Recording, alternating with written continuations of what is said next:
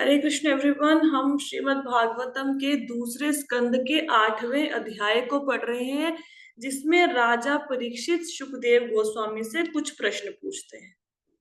तो 4 श्लोक हम लोगों ने इस अध्याय के पढ़ लिए हैं, जिसमें राजा परीक्षित सुखदेव गोस्वामी से कहते हैं कि आप भगवान की कथाओं का वर्णन करते रहो। क्यों? क्योंकि जीवन की अवधि कम बची है और परीक्षित महाराज चाहते हैं कि भगवान की कथा को सुनते सुनते ही उनके प्राण निकल जाए। तो इस प्रकार उनसे याचना करते हैं। परीक्षित महाराज सुखदेव गोस्वामी से कथा सुनाने के विषय में कहते हैं। 5वें श्लोक पे चलते हैं आज हम।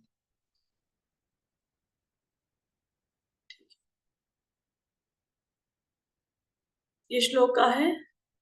प्रविष्टः कर्णरन्ध्रेण स्वभानाभावसरोरुहं धुनोति शमलं कृष्ण सलीलास्य यथा शरत्। उसमें कहते हैं भगवान कृष्ण का ध्वनि अवतार अर्थात परमात्मा अर्थात श्रीमद् भागवतम आत्म साक्षात्कार प्राप्त भक्त के हृदय में प्रवेश करता है। उसके प्रेम में रिश्ते के कमल के फूल पर बैठता है। इस प्रकार वासना, क्रोध और लालसा जैसी भौतिक संगति की धूलि को साफ करता है। इस प्रकार यह कीचड़ भरे पानी के तालाबों पर शरद ऋतु की बारिश की तरह काम करता है। क्या बता रहे हैं? भगवान कृष्ण का शब्द अवतार, ध्वनि अवतार कौन है? श्रीमद् भागवतम। अब श्रीमद् भागवतम आपने सुनी, श्रीमद् भागवतम आपके कानों के माध्यम से हृदय में चली गई। ठीक है, अब क्या होगा?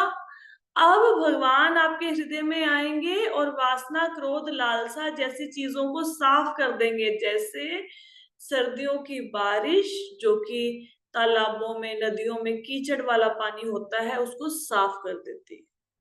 सपोज हमारे पानी की टंकी में गंदा हो गया पानी, तो कुछ ना कुछ केमिकल आता है ना, उसको टंकी में मिलाओ, पानी साफ हो जाता है।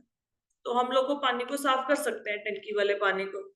लेकिन अगर कोई बंदा कहे नदी का पानी साफ करना है, तो नदी के पानी में कौन सा केमिकल मिलाओगे?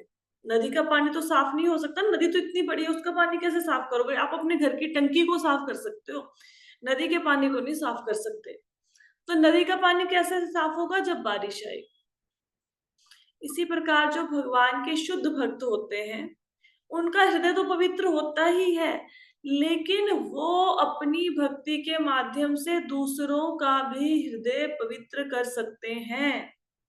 जैसे नारद जी हैं, सुखदेव गोस्वामी हैं, हमारे षड गोस्वामी हैं, हमारे गुरु महाराज हैं, हमारे श्रील प्रभुपाद हैं। इन्होंने, इनका खुद का हृदय तो शुद्ध ही है, लेकिन इनके द्वारा लिखी हुई पुस्तकों को पढ़ के हमारा हृदय शुद्ध नहीं हो रहा है ना। ठीक है, तो इस प्रकार जैसे सर्दियों की बारिश नदी नालों के पानी को साफ कर देती है, उसी प्रकार भगवान श्रीमद् भागवतम के माध्यम से आपके कानों से हृदय में प्रवेश कर जाते हैं और सारी जो कि वासनाएं हैं, बुराइयां हैं, उन सबको समाप्त कर देते हैं। क्लियर हो गया?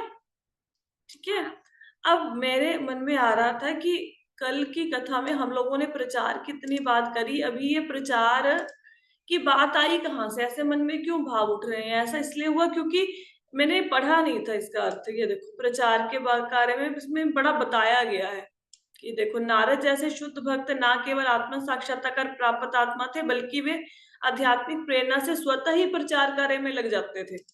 अब देखो, आप जैसे सब लोग हो, अपने आप ही प्रचार के कार्य में लग गए हो ना। ठीक है, किसी ने कोई ऐसा धक्का थोड़ा ना दिया है, जबरदस्ती थोड़ा ना की है। तो भक्त अपने आप ही प्रचार के कार्य में लग जाते हैं। और अगर नारद मुनि जैसे भक्त हो तो वो इमीडिएटली उनके द्वारा कही हुई बातें हृदय को शुद्ध करती है और इमीडिएटली लोग भक्त बन जाते हैं। अब आप ये देखो, जब प्रभुपाद जी प्रचार करते थे तो कितने ही लोग जुड़ जाते थे, कितने ही विदेशियों को उन्होंने प्रचार किया और वो उनके शिष्य बन गए, कृष्ण भक्त बन गए। लेकिन हम अगर 100 बंदों से बात करेंगे, उसमें से हार्डली एक बंदा जुड़ेगा। हमारे बंदे बहुत जल्दी जल्दी जुड़ते नहीं है। क्यों? क्योंकि हम खुद शुद्ध नहीं है इतने। जब हम शुद्ध हो जाएंगे, फिर आप 100 के 100 बंदों को प्रीच करोगे ना, 100 के 100 बंदे भक्त बनेंगे। लेकिन क्योंकि हम इतने शुद्ध नहीं है, तो हमारी आउटपुट उतनी आती नहीं है। लेकिन कोशिश करते रहना चाहिए। श्लोक का समझ में आया? आगे चले।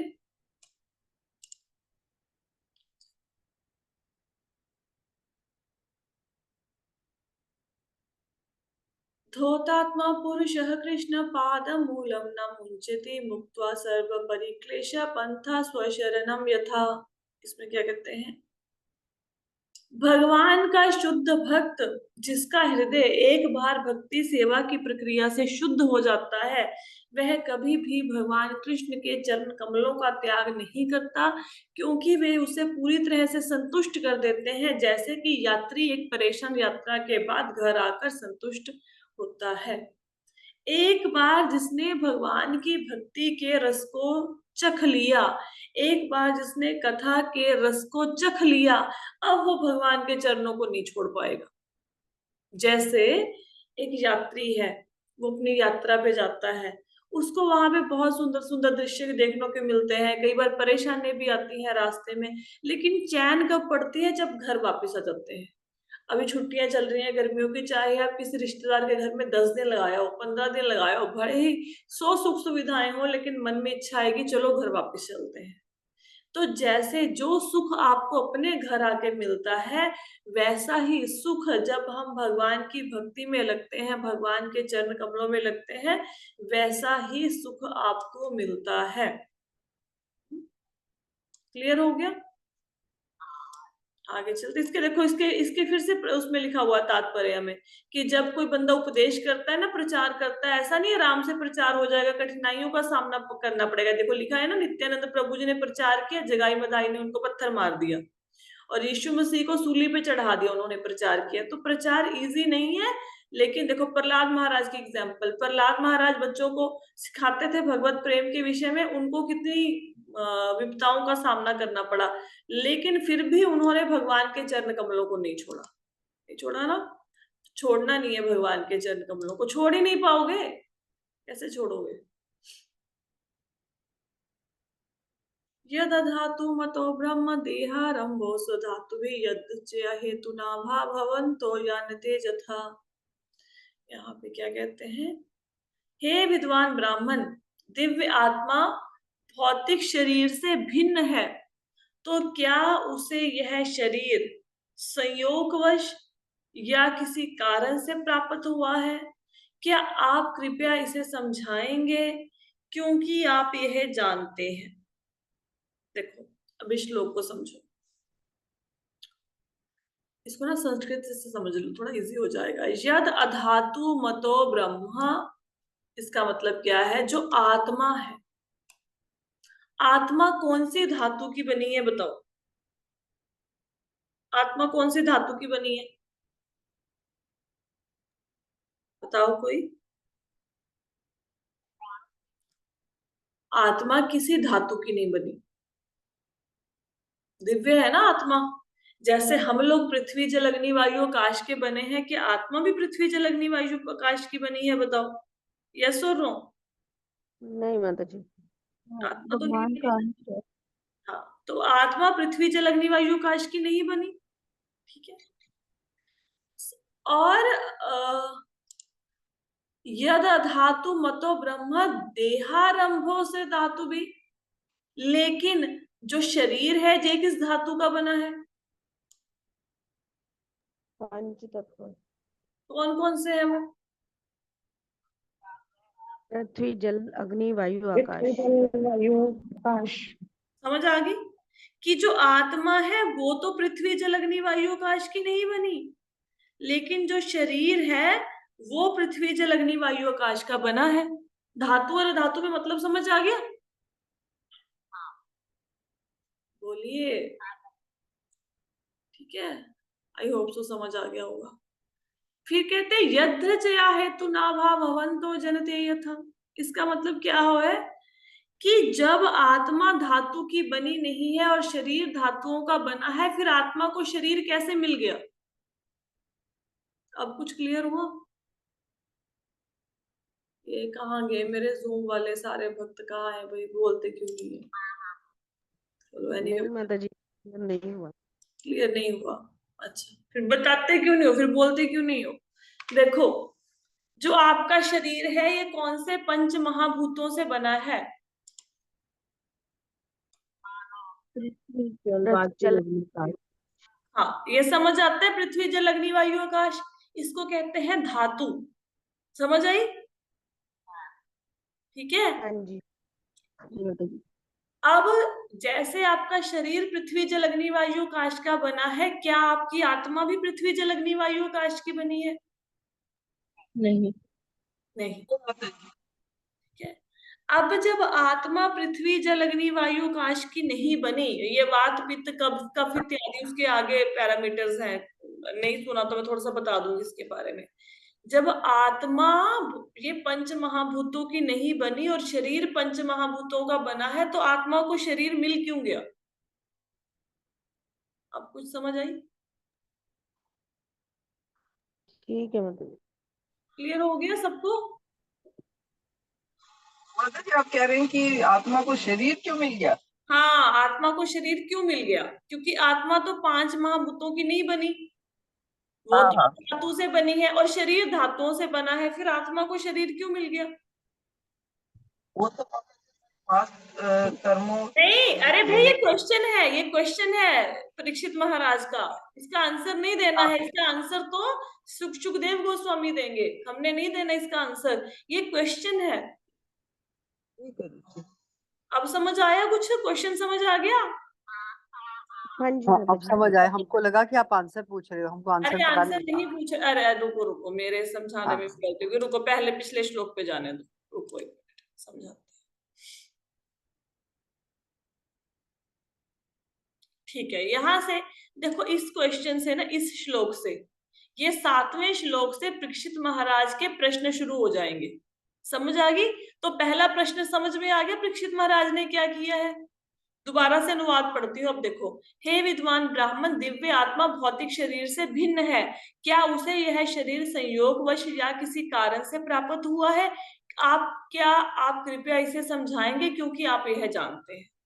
क्लियर हो गया कि आत्मा भौतिक शरीर से अलग है। भौतिक शरीर पंच धातुओं का बना है, पंच महाभूतों का बना है, आत्मा इसकी नहीं बनी। फिर आत्मा को शरीर ऐसे ही बाय चांस मिल गया कि इसके पीछे कोई कारण था? आपको ये पता है, आप ये समझाओ। अभी अच्छे से समझ आ गया? हाँ जी, क्लियर हो गया। हाँ जी माता जी। मेरा मन तो करा था आपको इस श्लोक में वात पित्त कफ भी समझाऊं, फिर मुझे लगता है ज्यादा ही कोई लंबा ही लेक्चर चला जाएगा, फिर किसी दिन समझाएंगे। वात पित्त कफ सुना है किसी ने? वात पित्त कफ। हाँ जी माता जी। वो तो उसमें होता है ना, आयुर्वेद में बात पे। चीजें। ये जो धातुएं हैं ना, धातुओं में पंच महाभूत भी आते हैं और वात पित्त कफ भी आता है, क्योंकि जो वात है वो वायु और आकाश से बनता है, ठीक है, और पित्त बनता है अग्नि और जल से, और फिर कफ बनता है पृथ्वी और जल से। वो भी इसमें आ जाते हैं, पर आज की कथा में नहीं बताएंगे, फिर ना आपका ध्यान ही डाइवर्ट हो जाएगा। आगे चलते हैं।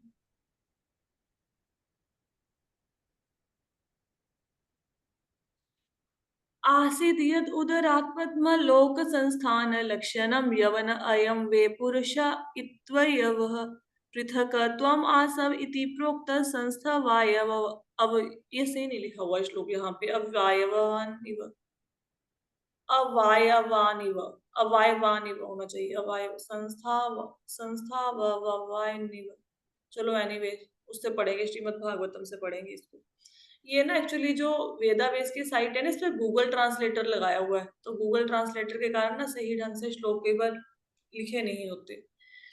यदि भगवान के परम व्यक्तित्व, जिनके पेट से कमल का तना निकला, अपनी क्षमता और माप के अनुसार एक विशाल शरीर से युक्त है, तो भगवान के शरीर और सामान्य जीवों के शरीर के बीच में विशेष अंतर क्या है? इसमें क्या बता रहे हैं कि भगवान के आसीद यद उदरात पद्म, भगवान के पेट से क्या निकला, उनकी नाभि से क्या निकला?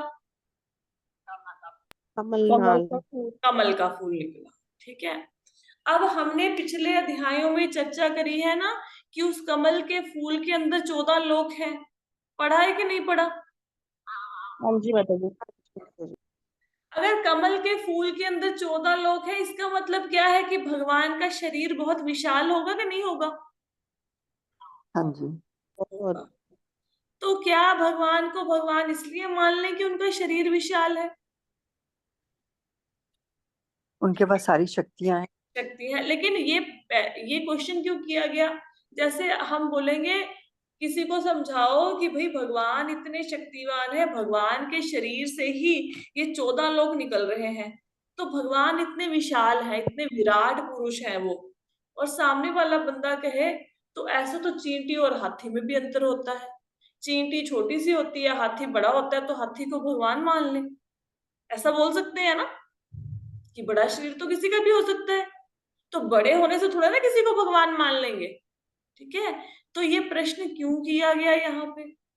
इन जैसे लोगों के लिए कि जो ऐसा बोलते हैं कि भगवान, अगर किसी का साइज बड़ा है तो साइज के अकॉर्डिंग थोड़ा ना किसी को भगवान मान लेंगे। ठीक है, तो इस शंका के निवारण के लिए ये प्रश्न यहाँ पे पूछा गया है। ये हमें तो पता ही है कि भगवान शक्तियों से युक्त है, दिव्य है, लेकिन बाकी लोगों को नहीं ना पता। अब क्योंकि किसने प्रश्न किया? परीक्षित महाराज ने प्रश्न किया, तो सुखदेव गोस्वामी इसका आंसर देंगे, तो फिर उससे वैज्ञानिक ढंग से ये प्रामाणिकता को स्थापित किया जाएगा। भगवान को इसलिए नहीं, भावुकता वश किसी को भगवान स्वीकार नहीं किया जाता, उसके पीछे रीजन होते हैं, उसके पीछे साइंस होती है। भावुकता में आके भक्ति नहीं होगी। ठीक है, जैसे मैंने आपको कथा सुनाई हुई है, थोड़ा उसको थोड़ा डिटेल में स्टडी करते हैं। एक बार ना नारद मुनि जा रहे थे भगवान से मिलने, उनको रास्ते में एक पंडित जी मिले, तो पंडित जी कहते हैं कि भाई आप भगवान से मिलने जा रहे हैं, जरा भगवान से ये पूछ के आना कि मेरा उद्धार कब होगा। पाठ पूजा में लगे हुए थे, फिर आगे गए, आगे उनको मिल गया भाई एक, आई थिंक कोबलर मिला, मोची मिला। अब वो कहते भाई आप भगवान के पास जा रहे हो, जरा पूछ के आना हमारा उद्धार कब होगा, हम भगवान से कब मिलेंगे। अब नारद मुनि जी भगवान से मिले और भगवान से पूछा, दोनों का प्रश्न रख दिया कि ये पंडित जी मिले थे, ये दूसरा भक्त मिला था, पूछ रहे हैं हमारा उद्धार कैसे होगा, कब होगा। तो भगवान कहते जो वो पंडित है उसका उद्धार तो लेट होगा, दूसरे का जल्दी हो जाएगा। अब नारद मुनि सोच में पड़ गए कि पंडित का उद्धार तो पहले होना चाहिए, क्योंकि तो सारा दिन भक्ति भाव के कार्यों में लगा रहा है, दूसरा बंदा तो अपना काम ही किए जा रहा है, उसका उद्धार कैसे होगा। तो कहते हैं कि आप ऐसा करना, आप नीचे जाके उनको बताओ कि वो आपसे पूछेंगे कि भगवान क्या कर रहे थे, तो आप उनको बताना भगवान सुई की नोक में से हाथी को निकाल रहे थे। अब नारद मुनि जी नीचे आए, तो पंडित जी मिले तो पूछे कि भाई आप भगवान से मिलके आए हैं, तो भगवान क्या कर रहे थे।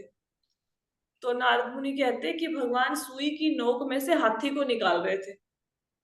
तो पंडित कहते झूठ बोल रहे आप, कोई भगवान से नहीं मिलके आए हो आप, भगवान सुई की नोक में से हाथी, इतने बड़े हाथी को कैसे निकाल देंगे, आप मिले ही नहीं हो, ऐसे बोले जा रहे हो। ठीक है, अब उनको ये नहीं पता कि भगवान तो कुछ भी कर सकते हैं, सुई की नोक में से हाथी को भी निकाल सकते हैं, है ना। तो अगर भगवान की शक्तियों पे भरोसा ही नहीं है कि भगवान सुई की नोक में से हाथी निकाल देंगे, फिर भगवान को प्राप्त कैसे करेंगे? भगवान के धाम में जाने के लिए योग्यता तो है ना कि भगवान की शक्तियों को मानना, भगवान कितने शक्तिशाली, कितने दिव्य है ये समझना। दूसरे बंदे के पास चले गए, वो तो बेचारा पंडित नहीं था, साधारण मनुष्य, उसको कहते हैं कि भाई, वो कहता है जी आप भगवान से मिलके आए हो, तो भगवान क्या कर रहे थे? तो कहते जी भगवान सुई की नोक में से हाथी को निकाल रहे थे। वो खुश हो जाता है, वो नाचना शुरू कर देता है। तो नारद मुनि कहते हैं आप खुश क्यों हो गए, आपने नाचना क्यों शुरू कर दिया? कहता बिल्कुल सही है, भगवान सुई की नोक में से हाथी को निकाल रहे होंगे। तो नारद मुनि कहते कि तू बावरा हो गया है भाई, सुई की नोक में से कोई हाथी को कैसे निकालेगा, तुम्हारा खुद का दिमाग नहीं काम करता। मैंने तो तुम्हें बोलना था, मैंने बोल दिया कि सुई की नोक में से हाथी को निकाल रहे थे, तुम भी तो अपना दिमाग लगाओ कि क्या कभी सुई की नोक में से हाथी निकला है। तो बंदा कहता है ये देखो, मैं आम के पेड़ के नीचे बैठा हूं ना, ये ऊपर जो इतना बड़ा आम का पेड़ है, ये कहाँ से आया? एक छोटे से बीज से आया, कि एक छोटे से बीज में इतनी क्षमता है कि इतना बड़ा आम का पेड़ खड़ा कर दे। अब इस आम के पेड़ पे इतने सारे आम लगे हुए हैं, इनमें से आप किसी आम को खाओ और उसकी गुठली को बो दो जमीन में, अब उस गुठली से और आम का पेड़ निकल आएगा, फिर उसकी गुठली को किसी में बो दो तो उससे और आम का पेड़ निकल आएगा। मतलब भगवान के सृजित किए हुए एक बीज में इतनी शक्ति है कि एक बीज वैसी असंख्य आमों के पेड़ों की रचना कर सकता है। जब भगवान की रचना किए हुए एक बीज में इतनी शक्ति है, भगवान एक बीज को करोड़ों अरबों पेड़ पैदा करने की शक्ति दे सकते हैं एक छोटे से बीज को, तो भगवान सुई की नोक में से हाथी को क्यों नहीं निकाल सकते? अब आप ये बताओ, ये जो साधारण व्यक्ति था, इसका आंसर आपको युक्ति संगत लगता है कि नहीं लगता? हाँ जी माता जी। लॉजिकल बात कर रहा है ना बंदा, ठीक है? तो इसी बिल्कुल। प्रकार यहाँ पे लॉजिक की बात हो रही है, यहाँ पे भावनाओं की बात नहीं हो रही कि अगर भगवान का विराट शरीर है तो इसके आधार पे भगवान नहीं मान सकते ना। कुछ तो और बताओ उनके उनके बारे में। ऐसा नहीं कि नारद मुनि को डाउट था कि भगवान भगवान नहीं है, वो हम जैसे लोगों के लिए पूछा है। क्योंकि बेसिकली लोगों को ये समझाना, ये देखो लिखा हुआ है ना, उदाहरण के लिए हाथी को उसकी आवश्यकता के अनुसार विशाल शरीर मिलता है और चींटी को उसकी आवश्यकता के अनुसार अपना शरीर मिलता है, ठीक है? तो क्या कह रहे हैं, इसी प्रकार यदि भगवान का व्यक्तित्व ब्रह्मांडों या किसी विशेष ब्रह्मांड के ग्रहों को समायोजित करने के लिए एक विशाल शरीर का धारण करता है, तो आवश्यकता के संदर्भ में विशेष प्रकार के शरीर को धारण करने के स्वीकार करने के सिद्धांत में कोई अंतर नहीं है। केवल शरीर के आकार के अंतर से किसी जीवित प्राणी और ईश्वर में अंतर नहीं किया जा सकता। समझ आ गई? क्लियर हुआ कि अगर किसी की बॉडी बड़ी है तो ये नहीं कह सकते कि वो भगवान हो गया। अब इसको स्थापित कीजिए आप। अब मेरे ख्याल से अच्छे से श्लोक समझ आ गया होगा। हाँ जी। हाँ, एक बार फिर से अनुवाद पढ़ती हूँ, अब देखो समझ आया कि नहीं। यदि भगवान के परम व्यक्तित्व जिनके पेट से कमल का तना निकला अपनी क्षमता और माप के अनुसार एक विशाल शरीर से युक्त है, तो भगवान के शरीर और सामान्य जीवों के बीच शरीर के बीच विशेष अंतर क्या है? तो कोई बंदा बोले भगवान बड़े हैं तो हाथी भी बड़ा है, तो हाथी और भगवान में क्या फर्क है बताइए, तो उन लोगों के लिए है। आगे चलते हैं।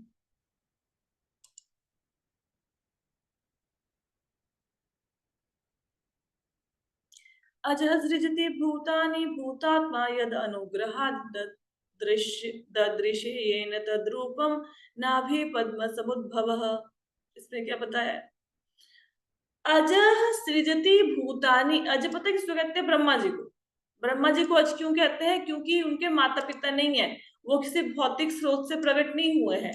अजः सृजति भूतानि मतलब सारे लोगों की सृष्टि किसने करी? ब्रह्मा जी ने। भूतात्मा यद अनुग्रहात् किसकी कृपा से करी? भगवान की कृपा से।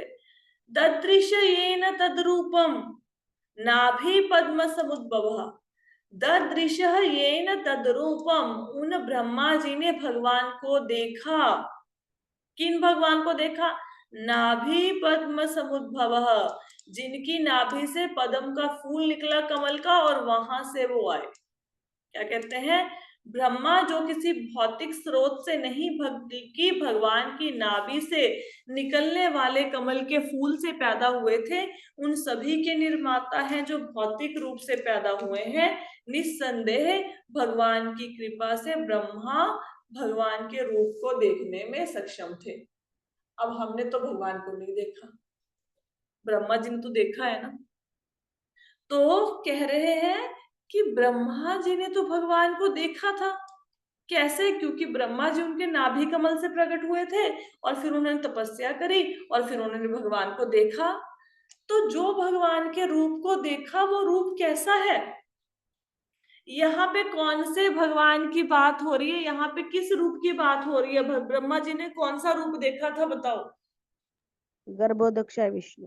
Very good, very good, very nice. Garbhodakshayi Vishnu को समझ आ गई ना कि गर्भोदक्षाय विष्णु को जिनको ब्रह्मा जी ने देखा उनका रूप कैसा है।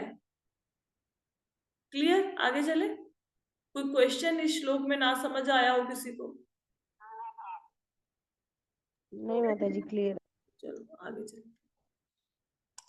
ये क्वेश्चन पूछ रहे हैं, ये क्वेश्चन पे क्वेश्चन है, इसमें 8-10 क्वेश्चन आएंगे।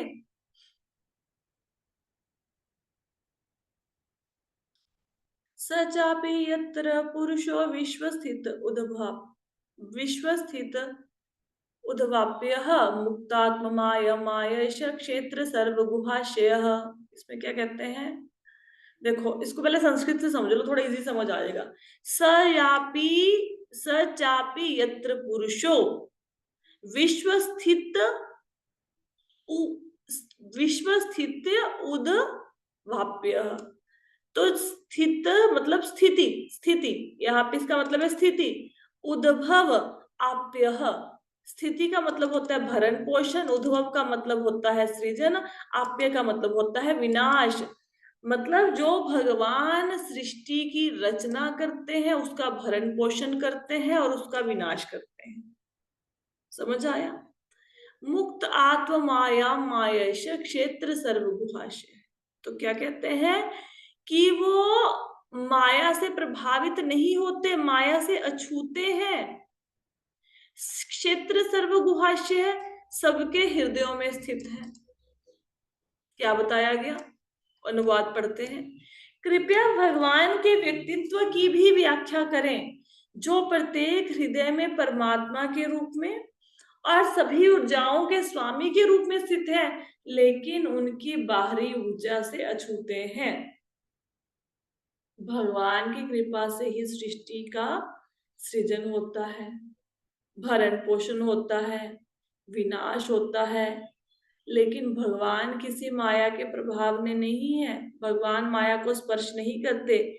वही भगवान जो गर्भोदक्षयी विष्णु के रूप में बाहर है, जिनके नाभि कमल से कमल का फूल निकला और उस कमल के फूल की डंडी के ऊपर 14 लोक हैं, वही हमारे हृदय में परमात्मा के रूप में है। तो ये क्या भेद है भाई? वो बाहर भी है, वो अंदर भी है, वो सृष्टि पालन और संहार भी करते हैं। तो ये जो भगवान का अंदर का रूप है और जो भगवान का बाहर का रूप है, इसके विषय में जरा बताइए।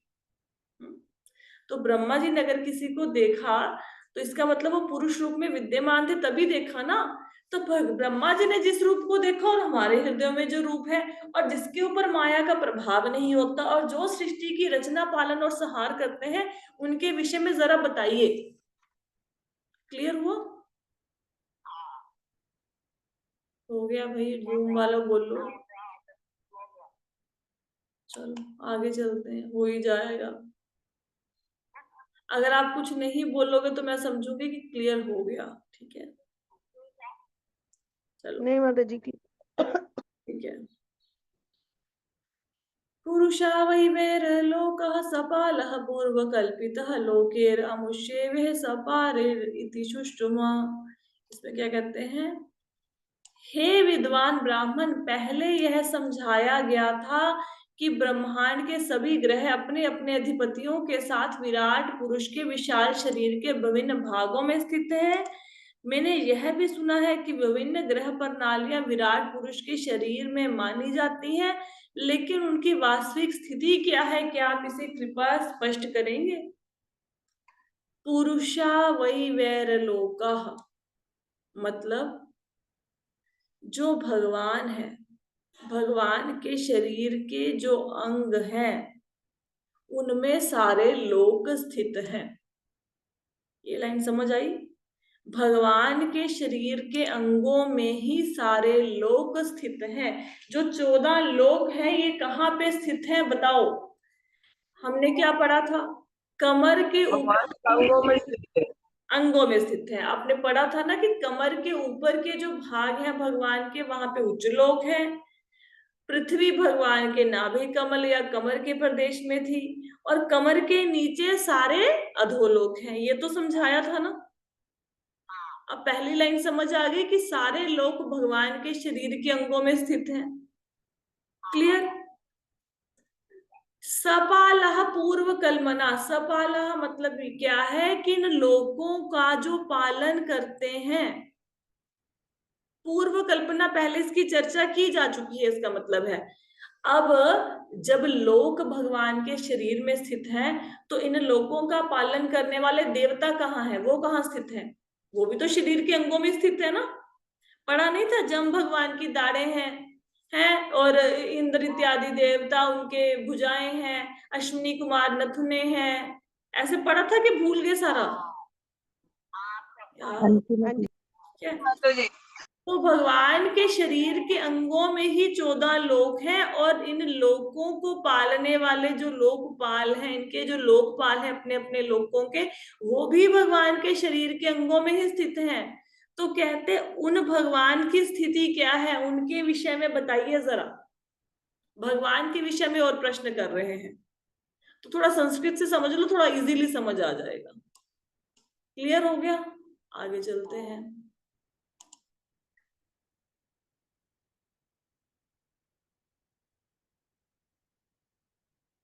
यावन् कल्पो विकल्पो वा यथा कालो नुम्यते भूत भव्य भवच्चब्द आयुर्मनम च यत् सतः। अब यहाँ पे क्या कहा जा रहा है? यथा, कृपया अनुवाद पढ़ते फिर समझाती हूँ डिटेल में।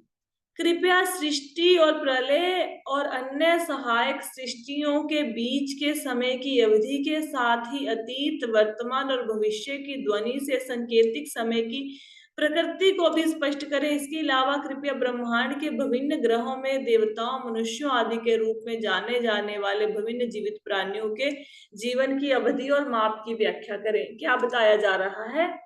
यवन कल्पो, कल्प का मतलब क्या होता है? एक सृष्टि की रचना हुई और फिर प्रलय हुआ।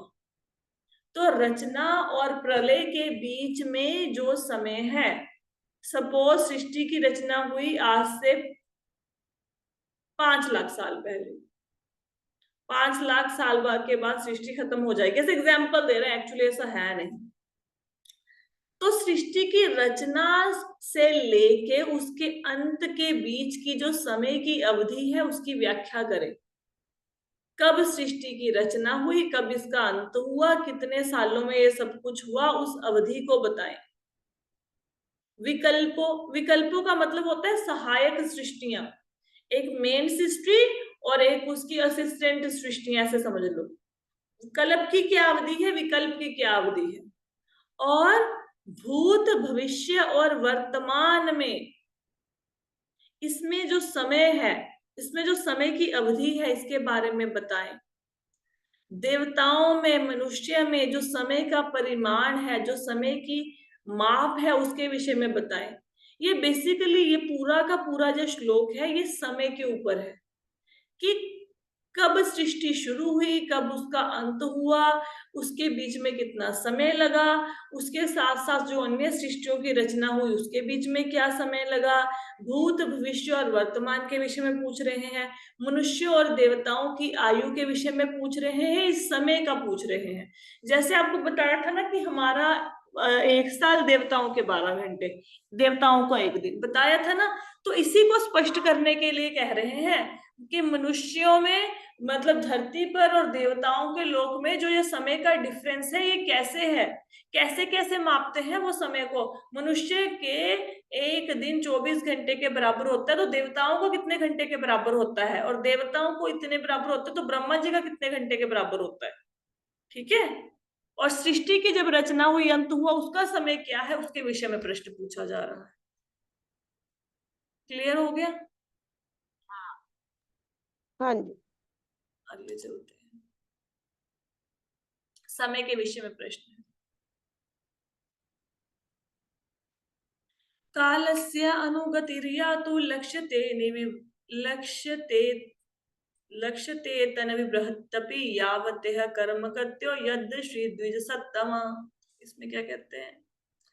हे ब्राह्मणों में सबसे शुद्ध, कृपया कार्य के कर्म के अनुसार समय की विभिन्न अवधियों, छोटी और लंबी दोनों के साथ ही समय की शुरुआत का कारण भी बताएं।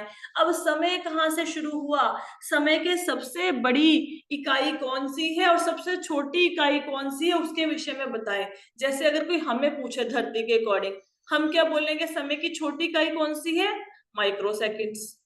बड़ी इकाई कौन सी है? घंटे। हम तो ऐसे बताएंगे ना। तो इसी प्रकार जैसे हमारे यहाँ पे सेकंड चलते हैं, मिनट चलते हैं, घंटे चलते हैं, देवताओं का भी तो कोई ना कोई नाप चलता होगा कि नहीं चलता होगा, उसके विषय में प्रश्न हो रहा है। कि यह समय की जो छोटी अवधियां और लंबी अवधियां हैं वो क्या है, उनका माप क्या है। ठीक है, जैसे हमसे कोई पूछे 1 घंटे में कितने मिनट होते हैं, हम बोलेंगे 60। 1 मिनट में कितने सेकंड होते हैं, 60। तो इसी प्रकार से समय की छोटी इकाई क्या है और बड़ी इकाई क्या है उसके विषय में बताएं। समय के विषय में प्रश्न पूछा गया है। ठीक है, क्लियर हुआ। अगला श्लोक तो नहीं पढ़ेंगे क्योंकि फिर बहुत ज्यादा आज का ज्ञान हो गया, फिर ऊपर से ही ना चला जाए, है ना। तो 1 मिनट, थोड़ा सा रिवाइज करा देते हैं। देखो, हमारे 7वें उससे प्रश्न शुरू हो गए थे सुखदेव गोस्वामी जी के। पहला क्या था कि आत्मा बना है, शरीर बना है भौतिक तत्वों से, धातुओं से, आत्मा धातुओं से नहीं बना, तो आत्मा को शरीर क्यों मिल गया। दूसरा कहते कि अगर भगवान का शरीर विशाल है, भगवान के शरीर में 14 लोक हैं, तो क्या सिर्फ विराट होने के आधार पर उनको भगवान स्वीकार कर लें। तीसरा कि ब्रह्मा जी ने जो भगवान देखे वो भगवान के विषय में हमें बताएं, गर्भोदक्षय विष्णु के विषय में। फिर क्या प्रश्न पूछा कि भगवान सभी के हृदय में स्थित हैं और भगवान गर्भोदक्षय विष्णु के रूप में भी बैठे हैं, भगवान कारणोदक्षय विष्णु के रूप में भी बैठे हैं, भगवान श्री कृष्ण के रूप में भी है, इनके विषय में बताएं हमें। और क्या कहा, कहते कि सारे ब्रह्मांड उसके सारे ब्रह्मांड और उनके सारे मतलब लोक और उन लोकों को, लोकों के देवता लोकपाल, वो जो भगवान के शरीर के अंगों के रूप में है, उनकी स्थिति क्या है, से भगवान की स्थिति क्या है। फिर क्या टाइम के ऊपर 2 प्रश्न आए कि कल्प और विकल्प के बीच की अवधि क्या है, देवताओं और मनुष्यों के जो है लोग, उसमें समय की गणना कैसे की जाती है। 13वें श्लोक में पूछा कि समय की बड़ी इकाई कौन सी है, छोटी इकाई कौन सी है। अब कुछ समझ पा रहे हो चैप्टर को। चलो जी, ठीक है, तो आज की कथा को यहीं पे विश्राम देंगे। कल के कथा में फिर आगे इस अध्याय में सिर्फ आपको क्वेश्चन ही मिलेंगे, आंसर नहीं है, सिर्फ क्वेश्चंस है। पहले क्वेश्चन को समझना जरूरी है, तभी आंसर समझ में आएंगे। ठीक है, तो किसी का कोई प्रश्न तो नहीं है। नहीं माता जी, आ गए। ठीक है जी, चलो, thank you so much everyone join with the session. Hare Krishna. Hare Krishna Hare माता जी।